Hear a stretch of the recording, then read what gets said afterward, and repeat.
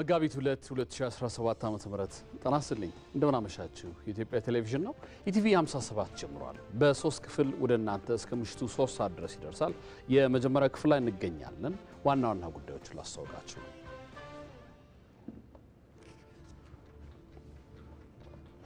በቤኒሻንጉል ጉሙዝ ክልል በቀጣዩ አረንጓዴ አሻራ መርሃ ግብር 72 ሚሊዮን ችግኞችን ለመትከል ታቅደው እየተሰራ መሆኑን ርዕሰ መስተዳድር አሻድሊ ሐሰን ገለጹ።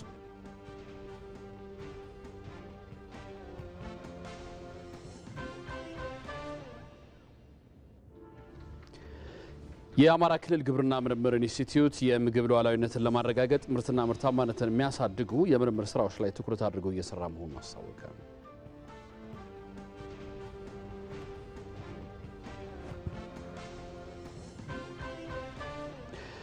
የሞልዶኒ መንዳቡሬ የመንገድ ፕሮጀክት 60 በመቶ መጠናቀቁ ተገለጸ።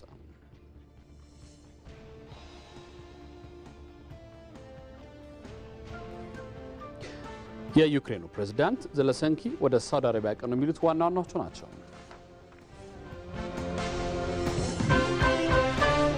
ከዜናዎቹ ጋር አንተነህ ደግፌ ነኝ። አብራችሁን ቆዩ። የዛሬቱ ኢትዮጵያ ነገን ዛሬ የተሰኘው ዝግጅታችን ነው። ክብራቸው ደህንነታቸውና መብታቸው ተጠብቆ እንዲሰሩ ዜጋ ተኮር ዲፕሎማሲ እየተከተለ እንደሚገኝ እናውቃለን። ስደት በጣም የማይሆን ነገር ነው። የተሻለ የህግ ማስከበር ስራና የቁጥጥር ስራ ያስፈልገዋል። ዝም ብሎ ገንዘብ አይመጣም።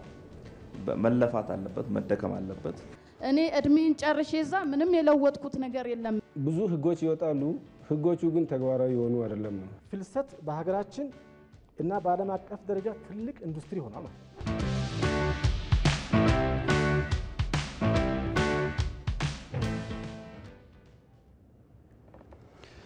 በቤኒሻንጉል ጉሙዝ ክልል በቀጣዩ አረንጓዴ አሻራ መርሃ ግብር 72 ሚሊዮን ችግኞችን ለመትከል ታቅደው እየተሰራ መሆኑን ርዕሰ መስተዳድር አሻድሊ ሐሰን ገለጹ። ርዕሰ መስተዳድሩ በአሶሳ ዞን አቡራም ወረዳ በመገኘት የችግኝ ዝግጅት ስራዎችን ጎብኝተዋል። ጀማል አህመድ ጭማሪ አለው። በቤኒሻንጉል ጉሙዝ ክልል በቀጣዩ ክረምት ለሚከናወነው የአረንጓዴ አሻራ የችግኝ ተከላ መርሃ ግብር ከወዲሁ የችግኝና የማሳ ዝግጅት በመከናወን ላይ ይገኛል። ርዕሰ መስተዳድር አሻድሊ ሐሰን በአሶሳ ዞን አቡራም ወረዳ በመገኘት እየተዘጋጁ ያሉ ችግኞችን ተመልክተዋል። በዚሁ ጊዜ ርዕሰ መስተዳድሩ እንደገለጹት ባለፉት ዓመታት በክልሉ የተከናወኑት የችግኝ ተከላ መርሃ ግብሮች ውጤታማ ነበሩ ብለዋል። የአረንጓዴ አሻራ መርሃ ግብር ተቀርጾ ባለፉት 6 ዓመታት እንደ ሀገር በርካታ ስራዎች ለመስራት ጥረት ተደርጓል። አሁን ያለንበት የችግኝ ጣቢያ ሞዴል የሚባል የችግኝ ጣቢያ ነው። አሁን እዚህ ያለው በተለይ ደግሞ የቡና፣ የአቮካዶ፣ የማንጎ የሚፈላበት ቦታ ነው እዚህ። ስለዚህ አሁን ያየሁት እዚህ አካባቢ ያየሁት ለአረንጓዴ መርሃ ግብራችን ወይም ለአረንጓዴ አሻራ መርሃ ግብራችን በጥሩ ዝግጅት ላይ እንዳለን ነው የተመለከትኩት ማለት ነው። ዘርፈ ብዙ ጠቀሜታ ያላቸውን ችግኞች በመለየት በቀጣዩ መርሃ ግብር 72 ሚሊዮን ችግኞችን ለመትከል መታቀዱንም አቶ አሻድሊ ሐሰን ገልጸዋል። ከዚህ መነሻ ማድረግ አሁን በዚህ ዓመት 72 ሚሊዮን ችግኞች እንተክላለን ብለን ነው እቅድ አዘጋጅተን እየሰራን ያለ ነው። በአንድ ጀንበር በሚሊዮን የሚቆጠር ችግኞች እየተተከለ ነው እንደ ሀገርም እንደ ክልል ማለት ነው። ከዚህ አኳያ አሁን ያለው ነባራዊ ሁኔታ የአረንጓዴ አሻራ መርሃ ግብራችን ህዝቡን እንደ ባለቤት አድርጎ እየወሰደው ነው ያለው። አሁን ያለው ለውጥ ደግሞ ይሄ የሚያመላክት ጉዳይ ስለሆነ በጣም ትልቅ ተስፋ የሚሰጥ ነው። በጣም ደስ የሚል ስራ ነው። ህዝቡም ተጠቃሚ የሆነ ነው። ከቡና ከተከሉት የማንጎ፣ የሙዝ፣ የፓፓያ እና የተለያዩ ህዝቡን እየተጠቀመበት ነው። ወጣቱ እየተጠቀመበት ነው ያለው። የአቡራም ወረዳ ግብርና ጽሕፈት ቤት ኃላፊ አቶ አታላይ ደረጀ በወረዳው 7.4 ሚሊዮን ችግኞች እስካሁን መዘጋጀታቸውን ገልጸዋል። እስካሁንም ወደ 7.4 ሚሊዮን ችግኞች ፈልተዋል። ማህበረሰቡም ለውጥ እያመጣ መሬቶችም እያገገሙ ጥቅም እየሰጡ መኖም እያጨዱ ሌላም ተጨማሪ የገቢ ምንጭም እያደረጉበት ያለው ሁኔታ አለ ማለት ነው። የቤኒሻንጉል ጉሙዝ ክልል ግብርና ቢሮ ኃላፊ አቶ ባበክር ከሊፋ የተዘጋጁ ችግኞችን በስነ ህይወታዊ ዘዴ በማገዝ የአረንጓዴ አሻራ መርሃ ግብሩ ውጤታማ እንዲሆን ትኩረት በመስጠት እየተሰራ መሆኑን ገልጸዋል። ለኢትዮጵያ ቴሌቪዥን ጀማል አህመድ ነኝ ከአሶሳ። በሶማሌና በአፋር ክልል ወንድማማች ህዝቦች መካከል የተፈጠረውን ሰላም ለማጽናት የተጀመሩ ስራዎችን ማጠናከር እንደሚገባ ተገለጸ።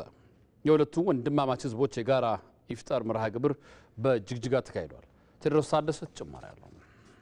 የሶማሌና የአፋር ክልል የህዝብ ለህዝብ ትስስርን ለማጠናከርና የወንድማማችነት እሴትን ይበልጥ ለማጎልበት ያለመ የሁለቱ ህዝቦች የጋራ ኢፍጣር መርሃ ግብር በጅግጅጋ ተካሂዷል። በመርሃ ግብሩ ላይ የተለያዩ ሃይማኖት አባቶች፣ የሀገር ሽማግሌዎች፣ የፌዴራልና የክልል የስራ ኃላፊዎችም ተሳትፈዋል። ከዚህ ቀደም በሁለቱ ክልሎች አዋሳኝ አካባቢዎች ላይ የሚከሰቱ ግጭቶችን ለማስቆም የተለያዩ ጥረቶች ሲደረጉ የቆየ ሲሆን የጋራ ኢፍጣር መርሃ ግብሩም የዚሁ አካል መሆኑ ተጠቁሟል። በመርሃ ግብሩ ላይ መልእክታቸውን ያስተላለፉት የኢትዮጵያ እስልምና ጉዳዮች ጠቅላይ ምክር ቤት ፕሬዝዳንት ሼህ ሀጂ ኢብራሂም ቱፋ እርቅ በፈጣሪ ዘንድ የተወደደ መሆኑን ገልጸው በሁለቱ ህዝቦች መካከል እርቀ ሰላም እንዲካሄድ ጥረት ያደረጉ አካላት ምስጋና ይገባቸዋል ብለዋል። ነብያችን ሰለላሁ ዐለይሂ ወሰለም ሐሙስና ሰኞ የባራ ስራዎች አላህ ዘንድ ይሄዱና የጀነት በሮች ይከፈታሉ፣ ሁሉም ወንጀሎች ቅርብ ያለው ይልና አላህ ሁሉም ጀነት ይገባሉ ነው። ሁለት ሰዎች ሲቀሩ እነማ የተጣሉ ሰዎች እስከምታረቁ አልታረቃቸውምና የነሱ መዝገብ ወደ ኋላ ይቀመጥ ይላል አሉ አላህ Subhanahu Wa Ta'ala። ያ መዝገብ ዛሬ ከዛ ተነስቶ ሁለቱም ህዝቦቻችን ከልብ ስለታረቁ እነሱም እኛም ኢንሻአላሁ ተዓላ ጀነት እንደገባን ለብሳችን እንቆጥራለን ማለት ነው ኢንሻአላሁ ተዓላ። በሁለቱ ክልሎች አዋሳኝ አካባቢዎች ላይ የሚነሱ ግጭቶችን ለማስቆም በፌዴራል መንግስትና በሃይማኖት አባቶች ሲደረጉ የቆዩ የተለያዩ ጥረቶች አሁን ላይ ተስፋ ሰጪ ውጤቶችን እያሳዩ መሆኑን የገለጹት የሶማሌ ክልል ርዕሰ መስተዳድር ሙስጠፋ መሐመድ በአካባቢዎቹ የተገኘውን ሰላም በማጽናት ለልማት መነሳት ጊዜ የሚጠይቀው አንገብጋቢ ጉዳይ መሆኑን ተናግረዋል። ዛሬ እዚህ የተገናኘነው እንደዚሁ ኢፍጣር ምግብ ብቻ በልተን ለመለያየት አይደለም። ያንን በአብይ ኮሚቴ የሚመራውን የሰላም ጥረት ለማጠናከርና ወደ ዘላቂ መፍትሄ ለማምጣት እና ለመስራት ነው። ቀጣይ ፕሮግራሞችም እንደሚኖሩ ይታወቃል። ስለዚህም በቅድሚያ ለአፋር ወንድሞቻችን በእናንተ በኩል ያለንን ፍቅር ያለንን አክብሮትና ወዳጅነት በዚሁ ለማስተላለፍ ፈልጋለሁ። የአፋር ህዝብ ህዝባችን ነው። ይሄ ደርሶ የነበረው ችግር በአስቸኳይ ፈተን ከችግር ወጥተን እጅ ለእጅ ተያይዘን ዋና ጠላታችንን ድህነትን፣ ኋላቀርነትን የምንታገልበት ጊዜ ደርሷል። ሁላችንን ለዛ እንዘጋጅ ለማለት እፈልጋለሁ። የአፋር ክልል ርዕሰ መስተዳድር ሀጂ አወል አርባ የጋራ ኢፍጣር መርሃ ግብሩ ልዩ ትርጉም የሚሰጠውና የሁለቱን ህዝቦች ለማቀራረብም የላቀ ፋይዳ ያለው ነው ብለዋል። ከግጭት በላይ መጥፎ የሚባለው ግጭት ውስጥ መቆየት ነው። ከችግር በላይ ችግር ውስጥ መቆየት ከችግር በላይ ነው እና ዋናው ሃይማኖታችን አንድ ነው። ባህላችንም አኗኗራችንም ምንም የተለየ ነገር የለው እና ዛሬ በዚህ ቦታ መገኘት ትልቅ ትርጉም አለው። ለህዝባችን ትልቅ ትርጉም አለው። ከአፋርና ከሶማሌ በላይ ነው ትርጉሙ። እንደ ሙስሊም ትልቅ ትርጉም አለው። የጋራ ታሪክና የጋራ እሴት ባላቸው ሁለቱ ህዝቦች መካከል በውይይት የማይፈታ ችግር ሊኖር እንደማይገባ ያነሱት የሰላም ሚኒስትሩ መሐመድ ኢድሪስ የተጀመሩ ሰላምን የማጽናት ስራዎችን ከዳር ለማድረስ ሁሉም በቅንጅት መስራት አለበት ብለዋል። ሰላም መንገዱ በኖረ ጊዜ ጥቅሙን ላንረዳው እንችላለን። የሰላም እጦት ሲመጣ ነው የሰላምን ፋይዳ የሰላምን ጥቅም አበዝተን የምንረዳው። ከጋራ ኢፍጣር መርሃ ግብሩ በተጨማሪም ግጭቶቹ በተከሰተባቸው አካባቢዎች የሚገኙ ህዝቦችን ለማቀራረብ እንደሚሰራ ተጠቁሟል። የኢትዮጵያ ብሮድካስቲንግ ኮርፖሬሽን በተቋሙ ቅጥር ግቢ ያሰናዳ የኢፍጣር መርሃ ግብር በተቋሙ የአብሮነት ስሜትን የሚያጎለብት መሆኑ ተገለጸ። በኢቢሲ በተዘጋጀው የኢፍጣር መርሃ ግብር ላይ ከተቋሙ የእስልምና እምነት ተከታዮች ባሻገር የኦርቶዶክስ፣ የካቶሊክና የፕሮቴስታንት እምነት ተከታዮች፣ የኢቢሲ ከፍተኛ የስራ ኃላፊዎች እንዲሁም ተጋባዥ እንግዶችም ታድመውበታል። የኢፍጣር መርሃ ግብሩን የተከታተለው ባልደረባችን ሳምሶን በላይ ተከታዩን ዘገባ አጠናክሯል።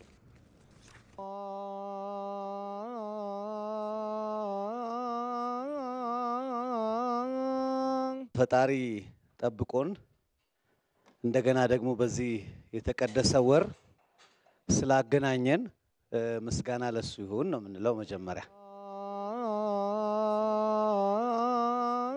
በአንድ ላይ ማፍጠር በጣም ቆንጆ ነገር ነው። እንደ ኢቢሲ ሰራተኛ ደግሞ በጣም ደስ የሚል ነው። አንድ ቤተሰብ ነን ኢቢሲ። ሁሉም ቋንቋዎች፣ ሁሉም ብሔረሰቦች ያሉበት ተቋም ነው እና አንድ ላይ ኢፍጣር ላይ ጠርቶ በጋራ እንዲያፈጥር ማድረግ፣ እርስ በራሱ እንዲተዋወቅ ማድረግ፣ እርስ በራሱ እንዲቀራረብ ማድረግ ትልቅ ነገር ነውና በጣም ደስ የሚል ጥሩ ስሜት ነው የተሰማኝ። ደስ ይላል። በጣም ደስ ይላል። ባለፈው አመት በዚህ ሰዓት እዚህ ተገናኝተን ነበርና የዚህኛውን አመት ለየት የሚያደርገው ሁለቱ የትልልቅ የሚባሉት የሀገራችን ሃይማኖቶች አጽዋማት የገጠሙበት ወቅት ነው። ስለዚህ ሙስሊሙም ክርስቲያኑም በአንድነት የሚያሳልፍበትን እድል የሚፈጥር ነው ማለት ነው።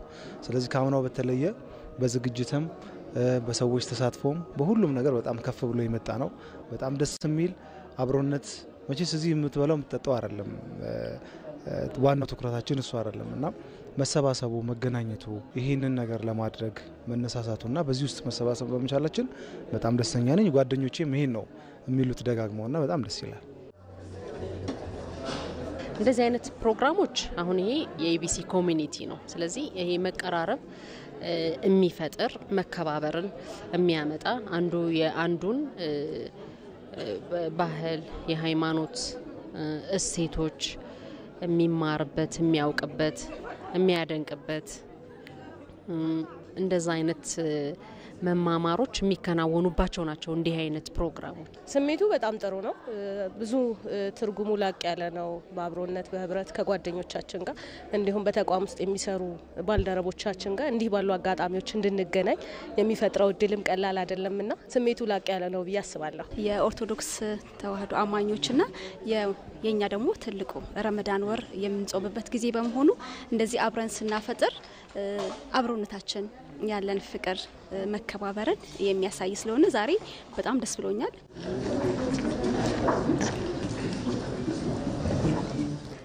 በዚህ በረመዳን ወር አብረናችሁ ሁሉ ጊዜ ከናንተ ጸሎት እና ረህመት ስለምንካፈል በጣም ደስ ይለናል። ኢትዮጵያ በእንደዚህ አይነት ነው የኖረችው። አብረን ነው የኖር ነው።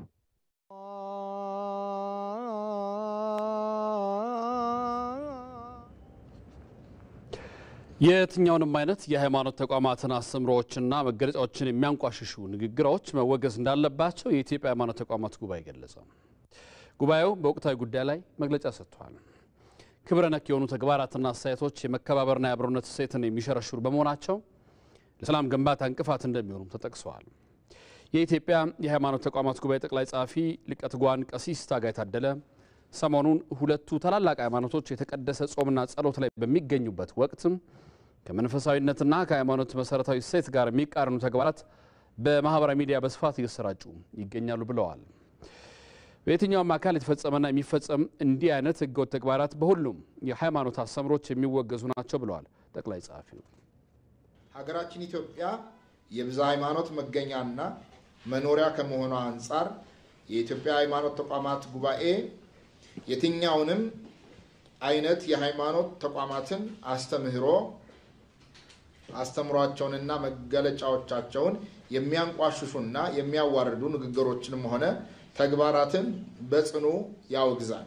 የሁለቱም እምነት ተከታዮችና አማኞች በማህበራዊ ሚዲያ ባላቸው አሉታዊ ዘመቻና በተፈጠረው ወቅታዊ ችግር ሳይረበሹ የጾም፣ የጸሎት፣ የንስሐና መሰል ተግባሮቻቸው ላይ እንዲያተኩሩ ጉባኤያችን ይመክራል።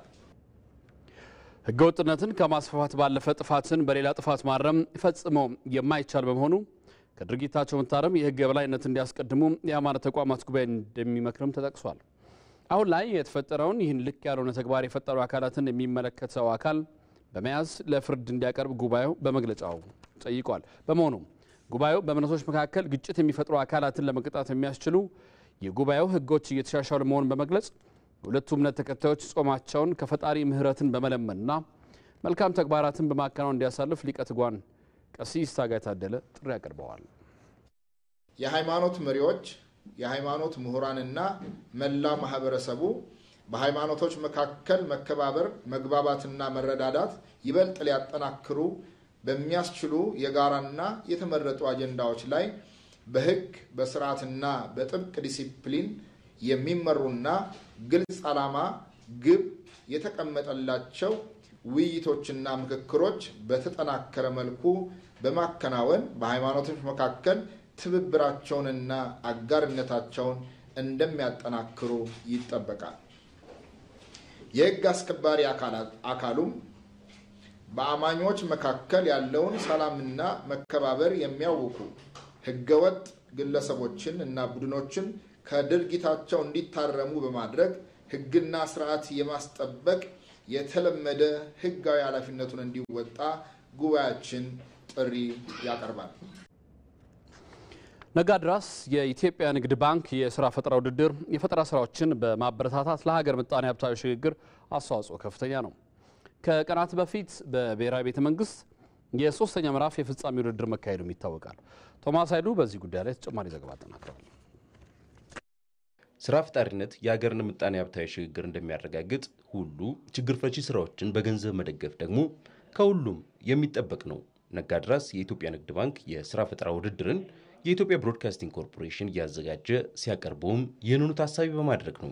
ከቀናት በፊት በብሔራዊ ቤተ መንግስት የሶስተኛው ምዕራፍ የሚሊዮነሮች የፍጻሜ ውድድር ሲካሄድም ተስፋ፣ ጥንካሬና ፈጠራ በመድረኩ ተስተውሏል። በነጋድራስ እና አብርሃም ከመንገድ መጨናነቅ የምትገላግለውን በኤሌክትሪክ የምትሰራውን ኢባይክ ሲሰሩ መነሻቸው ጃለኔ መኪና ነበረች። ለዚህ ሁሉ ግን የሰፈራቸው የትራንስፖርት ችግር ለስራ ፈጠራ አነሳስቷቸዋል።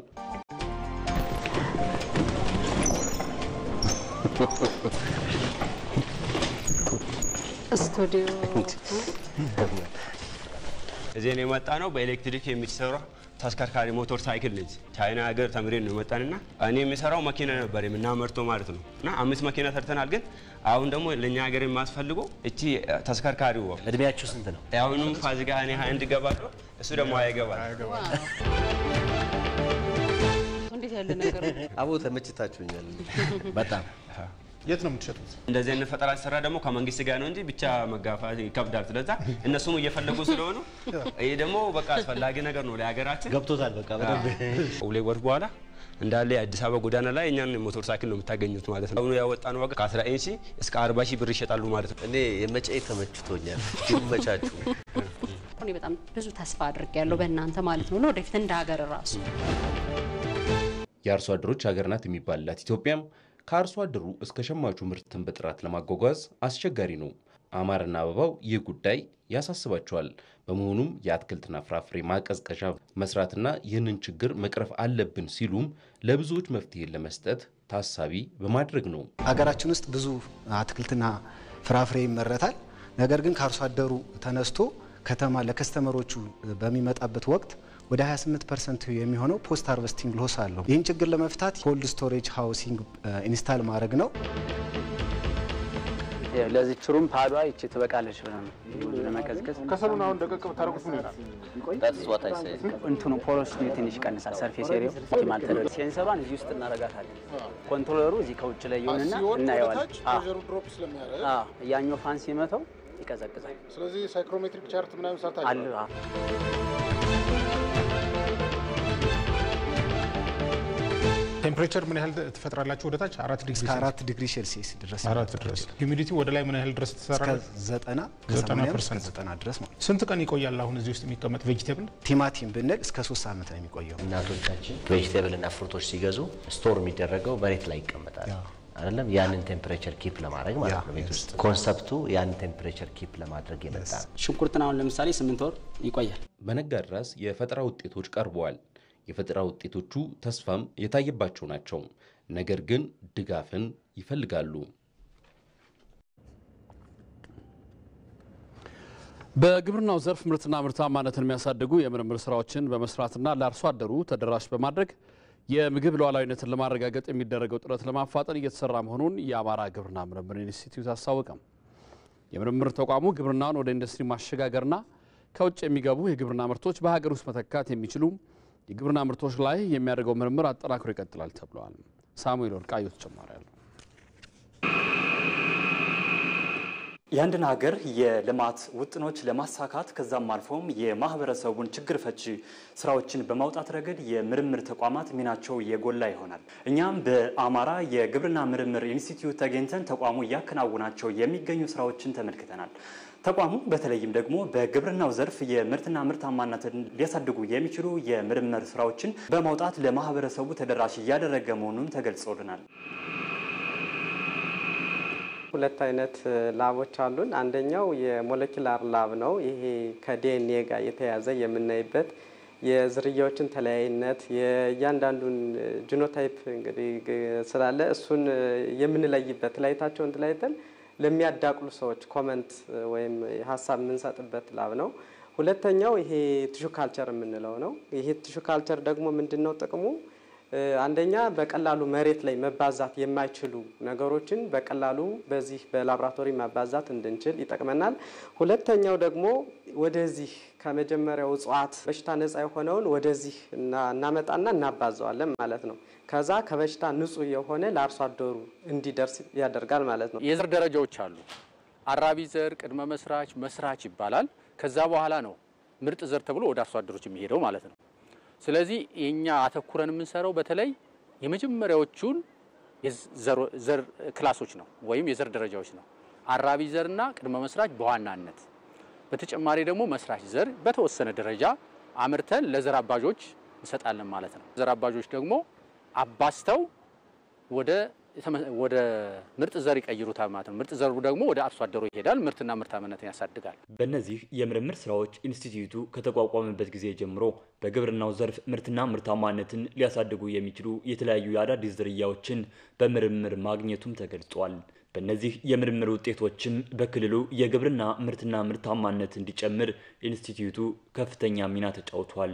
እስካሁን ድረስ በሰብል ደረጃ ወደ 174 የሰብል ዝርያዎችን አጸድቀናል። በዚህ ዘዴ ነው እንግዲህ እነዚህ የሰብል ዝርያዎች አንድ ዝርያ ለማውጣት እስከ 5-6 ዓመት ይወስዳል። በዚህ ሁኔታ ላይ እንግዲህ ብዙ ዝርያዎች አውጥተናል። ሌሎችም አሉ። ለምሳሌ በእንስሳት ላይ የወተት ሀብትን የማሻሻል በእንቁላል እንደዚሁ ላይ የማሻሻል ስራዎችን በፍየል በበግ እንደዚሁ ወደ የማዳቀል ስራዎችን ሰርቶ ወደ አርሶ አደሩ በማውጣት በአርሶ አደሩ ዘንድ እየሄዱ እየተፈተሹ አርሶ አደሮችን ተጠቃሚ ያደረግን ያለ ነው። የምርምር ስራዎች በተገቢው መንገድ ለአርሶ አደሩ እንዲደርሱ በቅንጅት በመስራት መንግስት ምርትና ምርታማነትን በማሳደግ የምግብ ሉዓላዊነትን ለማረጋገጥ እያደረገ ያለውን ጥረት ለማፋጠንም የምርምር ተቋሙ የበኩሉን ይወጣል ሲሉም ዋና ዳይሬክተሩ ገልጸዋል። እዚህ የተሰሩ ስራዎች ለውጥ አምጥተዋል የሚያመጡ ናቸው ወይ የሚለውን ባህል ሀብቱ ጋር ከመንግስት እንደዚህ አምራች ድርጅቶች ጋር እንደዚህ ኩነን የምንገመግበት ሁኔታ አለ። ስለዚህ እነዚህ ነገሮች በመስራት ነው እንግዲህ የምግብ ዋስትናን አጠቃላይ የአገርን በተለይ ሉዓላዊነትን አንገታችንን የሚያስደፋው ድህነትን ለመቅረፍ የምንታገለው እንደዚህ ያሉ ነገሮች ነውና ተባብረን ከሰራን ለውጥ እናመጣለን። ተቋሙ በቀጣይም የጀመራቸውን ስራዎች በማጠናከር ግብርናውን ወደ ኢንዱስትሪ ማሸጋገርና ከውጭ የሚገባውን የግብርና ምርት በሀገር ውስጥ መተካት በሚችሉ የግብርና ምርቶች ላይ የሚያደርጋቸውን የምርምር ስራዎች አጠናክሮ ይቀጥላልም ተብሏል። የቅጂና ተዛማጅ መብቶች ጥሰትን ለመከላከል ዘመኑን የዋጀ ስርዓት መፍጠር እንደሚገባ ተገለጸ። በተለይ በኢንተርኔት የሚፈጸም የቅጂና ተዛማጅ መብቶች ጥሰት እየጨመረ መምጣቱ ተገልጿል። ሩት ወርቁ ተጨማሪ አላት። የኢንተርኔት መስፋፋት ይዟቸው የመጣ በርካታ በረከቶች ቢኖሩም በተለይ ለኪነ ጥበብና የፈጠራ ስራዎች ግን ከጥቅሙ ጉዳቱ የሚያሰኝ ችግር እንደጋረጠ ይነሳል። ሰዎች ጊዜያቸውንና ገንዘባቸውን ብሎም አእምሯቸውን ተጠቅመው የሰሯቸው የኪነ ጥበብ ፈጠራ ስራዎች በአደባባይ ሲነጠቁ ይስተዋላል። አንድ ሰው በራሱ ጊዜ የፈጠረው ነገር እንደፈለገ ሳይጠበቅለት ሌላ ሰው ምንም የለፋና ያለፋ እኩል እየተጠቀምንበት ያለበት ጊዜ ላይ ነው ያለነው ማለት ነው። ከባለቤቱ እውቅና ውጪና ያለምንም ክፍያ የሚፈጸሙ የቅጂና ተዛማጅ መብቶች ጥሰት ከጊዜ ወደ ጊዜ እየጨመረም ይገኛል። በቅጂና ተዛማጅ መብት ዙሪያ የሚሰሩትን በተለይ ሙዚቃውን በድርሰቱን በስነ ጥበቡ የኪነ ጥበብ ኢንዱስትሪው እንዲጎዳ ያደርጋል። ምክንያቱም ባለመብቶች ሰርተው መና የሚያስቀር ከባድ ወንጀል ነው ማለት ነው። ስለዚህ ይሄንን አሁን ቴክኖሎጂው ያመጣው የፓይሬሲ ጉዳይ መፍታት የሚቻለው በስርዓት ነው። የቅጂና ተዛማጅ መብቶች ጥሰት በርካቶችን ለስነ ልቦናና ኢኮኖሚ ጫና በመዳረግ ከሙያቸው ራሳቸውን እንዲያገሉ ሲያደርግም ይታያል። ሌሎችን ተተኪ ከማፍጠር አኳያ በጣም ጉዳት እያደረሰ ነው ያለው ማለት ነው። ምክንያቱም ተተኪ የሚፈጠረው መጀመሪያ የተፈጠረው ሲበረታታና ወይ ደግሞ የፈለገውን እድገት ሲያሳይ ኢኮኖሚካሊ ማህበራዊ ምንትን ሲሆን ነውና ከዛ አንፃር አንደኛ የፈጠራ ኢንዱስትሪውን በጣም ተተኪን ከመፍጠር ወደ ኋላ እየቀረብን ነው። ወንጀሉን ለመከላከል በርካታ የህግ ማዕቀፎች ቢኖሩም ዘመኑን የዋጀ ስርዓት መፍጠር እንደሚገባ ነው የኢትዮጵያ አእምሯዊ ንብረቶች ባለስልጣን የሚገልጸው። በኢትዮጵያ ውስጥ ይህንን ችግር መፍታት የሚችል የሮያሊቲ ስርዓት እንዲተከል እየሰራ ነው። ስለዚህ ይሄ ስርዓት ሲተከል ይህንን የባለመብቶችን መብት በቅጂና ተዛማጅ መብቶች ዙሪያ የተጠቀሙት አካላት ያ ስርዓት ያ ቴክኖሎጂ ይመዘግባቸዋል፣ ይለያቸዋል፣ ይመዘግባቸዋል። የተጠቀሙበትን የጊዜ መጠን ያሳያል። በዛ የጊዜ መጠን ደግሞ በእነኚህ የጋራ አስተዳደር ማህበራት የተግባቡበት እኛ የምናጸድቀውን የክፍያ መጠን ደግሞ እንዲከፍሉና ያደርግና ያ የጋራ አስተዳደር ማህበራት ደግሞ ከዚያ የሚያገኙትን መልሰው ለነዛ የሚያከፋፍሉበት ስርዓት ይፈጠራል ማለት ነው። የቅጂና ተዛማጅ መብቶች ጥሰትን ለመከላከል የኢትዮጵያ ባህልና ስፖርት ሚኒስቴር ከኢትዮጵያ አእምሯዊ ንብረቶች ባለስልጣንና ከመልቲ ቾይስ ጋር ስምምነት አድርጓል። የሞልዶኒ መንዳቡሬ የመንገድ ፕሮጀክት 60 በመቶ መጠናቀቁ ተገለጸ። ፕሮጀክቱ በሰሜኑ ጦርነት በግብዓት እጥረትና ከካሳ ክፍያዎች ጋር በተያያዘ ተቋርጦ ቢቆይም አሁን ላይ አፈጻጸሙን 60 በመቶ ማድረስ መቻሉ ተጠቁሟል። ሁሴን መሐመድ ተጨማሪ አለ። የኢትዮጵያ መንገዶች አስተዳደር በአፋር ክልል ኤልዳር ወረዳ እየሰራ የሚገኘው የሞሎዶኒ መንዳቡሬ የመንገድ ፕሮጀክት በፌዴራል መንግስት በ1.5 ሚሊዮን ብር በጀት 70.4 ኪሎ ሜትር የኮንክሪትና አስፋልት መንገድ ተጀምሮ በ4 ዓመት ጊዜ ለማጠናቀቅ በ2012 ዓ.ም ወደ ስራ ተገብቶ ነበር። ይሁንና ፕሮጀክቱ በዋናነት በሰሜኑ ጦርነት ተቋርጦ የነበረ ሲሆን በወሰን ማስከበር እንዲሁም ከግብዓት እጥረትና ከክፍያ መዘግየት ጋር ተያይዞ ተቋርጦ ቆይቷል። የጦርነቱ መቆም ተከትሎ ለኮንትራክተሮቹ ተጨማሪ ጊዜ በመስጠት እንዲሁም ከግብዓት እጥረትና ክፍያ መዘግየቶች ጋር የነበሩ ችግሮችን በመፈታታቸው አሁን ላይ ከ70.4 ኪሎ ሜትር 21 ኪሎ ሜትር የአስፋልትና የኮንክሪት ስራ ተጠናቆ ቀሪ ስራውን በ2018 ታህሳስ ወር መጨረሻ ለማጠናቀቅ እየሰሩ እንደሚገኙም የፕሮጀክቱ ምክትል ስራ አስኪያጅ ሊንግ ጠቅሰዋል። ፕሮጀክቱ የተጀመረው እንደ አውሮፓውያን አቆጣጠር በ2020 ሲሆን 71 ኪሎ ሜትር የሚሸፍን ነው። የግብዓት እጥረት፣ የውጭ ምንዛሪ መጨመር፣ በተጨማሪም የነዳጅና በሲሚንቶ እጥረት ምክንያት ስራው ተቋርጦ ቆይቷል። አሁን ሁኔታዎች ተቀይረው ግብዓቶች ተሟልተው የአፈር ቆረጣ፣ ሙሌት፣ የሰቤዝ፣ የሲሚንቶ ኮንክሪት ንጣፍ ስራዎች ተሰርተዋል። በተጨማሪም የ63 በመቶ የስትራክቸር ስራ ተጠናቋል። ፕሮጀክቱ 12 ኪሎ ሜትር በሲሚንቶ ኮንክሪትና 58 ኪሎ ሜትር በአስፋልት የሚሰራ ሲሆን ከወሰንና ካሳ ክፍያ ጋር ተያይዘው የሚነሱ ጉዳዮች ከክልሉ መንግስት ጋር በመነጋገር ስራው እንዳይቆም በጋራ እየተሰራ እንደሚገኝም የፕሮጀክቱ አስተባባሪ ኢንጂነር ሳሙኤል ጌታነህ አንስተዋል። ፕሮጀክታችን 70.4 ኪሎ ሜትር ርዝመት አለው። ከዚህ ውስጥ 12.5 ኪሎ ሜትሩ በሪጂድ ወይም ኮንክሪት ፔቭመንት የሚሰራ ሲሆን ቀሪው 58.5 ኪሎ ሜትር አካባቢ ያለው ደግሞ በአስፓልት ኮንክሪት ደረጃ ይሰራል። ዲዛይን ክላሱ DC5 የተባለ የመንገድ ደረጃ ነው የሚሰራው። በዚህ መንገድ ላይ 4 ትላልቅ ብሪጆች አሉ። ከአራቱ ብሪጆች ውስጥ አራቱም ዲዛይናቸው ተጠናቆ 3ቱ ሰብስትራክቸራቸውን አገባደናል። አጠቃላይ ፕሮጀክቱ ላይ ያለውን ፕሮግረስ በምናይበት ጊዜ 60% አካባቢ ደርሰናል። በኪሎ ሜትር ደግሞ 42.33 ደርሰናል።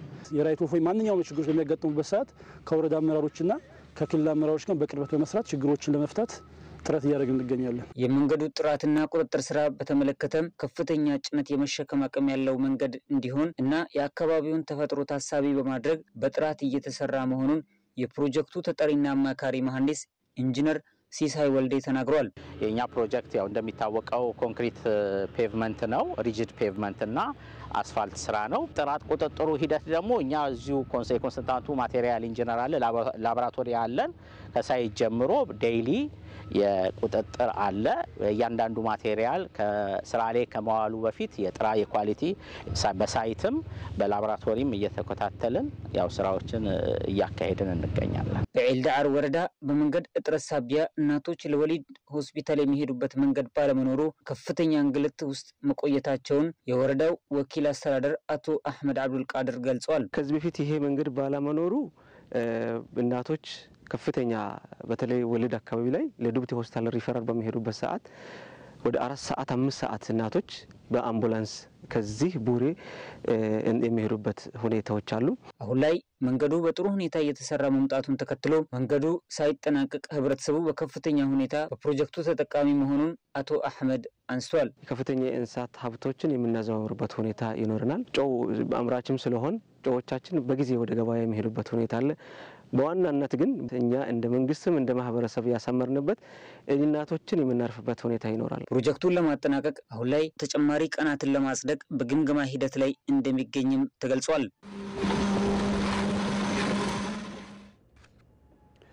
ዛሬን ጨምሮ በቀጣይ ቀናት የሚኖረውን የአየር ሁኔታ ዘገባ እንከታተል። ኃይሉ ነገሰ እዚህ ይገኛል። እንደምን አመሻህ? እንደምን አመሻህ አንተነህ? ሰላም ይመስገን። ቀጥል መረጃዎች። አመሰግናለሁ አንተነህ። በዛሬው ዕለት በሰሜን ምስራቅ፣ በመካከለኛው፣ በምስራቅ፣ በደቡብና በደቡብ ምዕራብ የሀገራችን አካባቢዎች ላይ የዳመና ሽፋን ነበራቸው።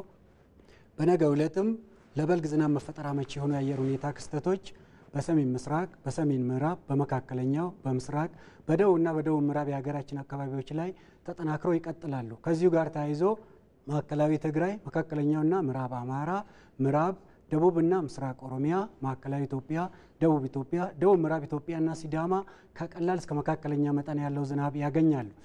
በሌላ በኩል በመተማ፣ በጋምቤላ፣ በላሬ፣ በፉኝዶ፣ በገዋኔ፣ በአዋሽ አርባ እና በጎዴ የቀኑ ከፍተኛ የሙቀት መጠን ከ38 ዲግሪ ሴልሺየስ በላይ እንደሚሆን አሃዛዊ የትንበያ መረጃዎቻችን ይጠቁማሉ። በነገው ዕለት የሀገሪቱ የቱሪስት መዳረሻ የሆኑትና ዋና ዋና ከተሞች የሚኖራቸው የአየር ሁኔታ በላሊበላ፣ አክሱም፣ ነቀምቴ ቀላል ዝናብ፣ በጋምቤላ ዳመናማ፣ በተመሳሳይ በጅግጅጋ፣ በጂንካ፣ በደብረ ማርቆስ እና በባቱ ቀላል መጠን ያለው ዝናብ ያገኛሉ። እንደዚሁም በኡሳና፣ በወልዲያ እና በፊቼ ቀላል መጠን ያለው ዝናብ ያገኛሉ። በቀጣዮቹ 2 ቀናት በአዲስ አበባ ቀላል መጠን ያለው ዝናብ ሊኖር ይችላል። በሶስተኛው ቀን ዳመናማ የአየር ሁኔታ ይኖራል። ተመልካቾቻችን ለበለጠ መረጃ የኢንስቲትዩቱን ድረገጽ www.itomet.gov.ኢቲን ይመልከቱ። በርካታ መረጃዎችን ያገኛሉ። አንተነህ በጣም አመሰግናለሁ። እኔም አመሰግናለሁ። መልካም ምሽት። አንተ የውጭ ዜና። የዩክሬን ፕሬዝዳንት ዘለንስኪ ወደ ሳውዲ አረቢያ ቀኑ። ፕሬዝዳንቱ በሳውዲ አረቢያ ከአሜሪካና ሩሲያ ባለስልጣናት ጋር ይመክራሉ ተብሎም ይጠበቃል። የሳውዲ አረቢያ ውይይት የተኩስ አቁም ለማድረግ ዩክሬን ቅድመ ሁኔታዎቿን የምትገልጽበት እንደሆነም እየተዘገበ ይገኛል። መሐመድ አልቀድር ተጨማሪ አለው። አስቀድመው አሜሪካና ሩሲያ በሳውዲ አረቢያ ስለ ዩክሬን ሩሲያ ጦርነት በመከሩ ጊዜ ስለምን ሀገር ያልተሳተፈችም ሲሉ ጠየቁ። ይህንን ለምን አሉ ተብለውም በአወዛጋቢው ሰው ዶናልድ ትራምፕ አምባገነን ጦርነትን ወዳድ ተባሉ። የዩክሬኑ ፕሬዚዳንት ዜሌንስኪ እሳቸውም አላረፉም። ትራምፕ የሐሰት ወሬን ያባዛሉ ሲሉም ወቃቀሷቸው። እንዲህ እያለ 1-2 ተባብለው በነጩ ቤተ መንግስት በአሜሪካ ሲጋበዙም የደረሰባቸው ውረፋ ነበር ዜሌንስኪ። ይሁንና በአውሮፓ ያገኙት ድጋፍና እንክብካቤ ቢጠግናቸውም አሁን ደግሞ ፕሬዚዳንት ዜሌንስኪ ከአሜሪካ ጋር በሁለትዮሽ የማዕድን ስምምነት ላይ እንዲሁም የሩሲያ ዩክሬን ጦርነትን ለማስቆም የሚያግዛቸው ምክክር ለማድረግ ሳውዲ አረቢያ ገብተዋል። የሳውዲ መንግስት ቴሌቪዥን ዜሌንስኪ መገኛዋን በቀይ ባህር ላይ ባደረገችው የወደብ ከተማ ጅዳ መድረሳቸውን የዘገበ ሲሆን በዚህ ሳምንት በአሜሪካ ከሚኖራቸው ውይይት አስቀድመው ከፕሬዚዳንት ትራምፕ ጋር በነበራቸው ምልልስ ክብርን አጉድለዋል ሲሉ የተቿቸውን የአሜሪካውን የውጭ ጉዳይ ሚኒስትር ማርክ ሩቢዮን የሚያገኙ ይሆናል። ሩቢዮ ከዜሌንስኪ ብዙም ሳይቆዩ ጅዳ ገብተዋልና የዩክሬን ከፍተኛ ባለስልጣናት የውጭ ጉዳይ ሚኒስትር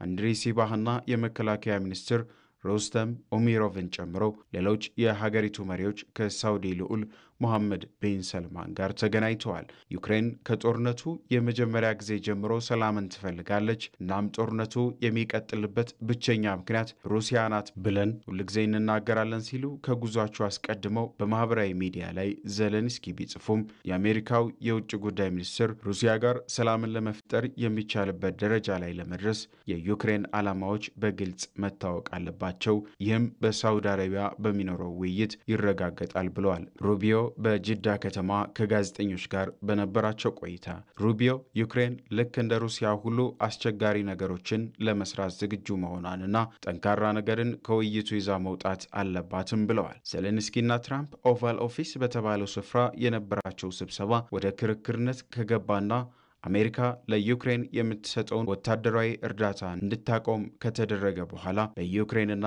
በአሜሪካ መካከል ውጥረት ነግሷል። ይሁንና ከዩክሬን ኬቭ ለአልጀዚራ የሚዘግበው ቻርልስ ስትራትፎርድ ዜሌንስኪ በሰማይና በባህር የሚደረጉ ግጭቶችን የሚያጠቃልል ከፊል የተኩስ አቁም ስምምነት ለማቅረብ እንዳቀዱ ተናግሯል። ፕሬዚዳንቱ ይህንን አይነቱን ድርጊታቸውን አሜሪካ በዩክሬን ላይ የፈጸመች ያለውን ጫና በተወሰነ መልኩ ያቃልልልኛል ብለው ተስፋ እንደሚያደርጉም ይኸው የአልጀዚራ ዘጋቢ ተናግሯል። ሌሎች ተንታኞችም በሚያስደንቅ ሁኔታ ዜሌንስኪ በትክክል ከተጫወተ ኳሱን ከሩሲያ ሊነጥቅ ይችላል ብለዋል። ይሁን እንጂ በሩሲያ በኩል ከፊል የተኩስ አቁሙን የሚቃወሙ ድምጾች እየተሰሙ ይገኛሉ። የክሬምሊን ቃል አቀባይ ዲሚትሪ ፔስኮቭ ዩክሬን ሰላምን ትፈልግ እንደሆነ መወሰን ያለባት ጊዜ አሁን ነው ብለዋል። የዩክሬን መሪዎች ወደ ሳውዲ አረቢያ ቢገቡም ሩሲያ ያጠቃለለችው ግዙፉ የኩርሱክ ግዛትን ይገባኛል ማለቷ አሁንም ሀገራቱ በጦርነት እንዲቀጥሉ ያደርጋቸዋል። የሳውዲ አረቢያው ውይይትም ጥላ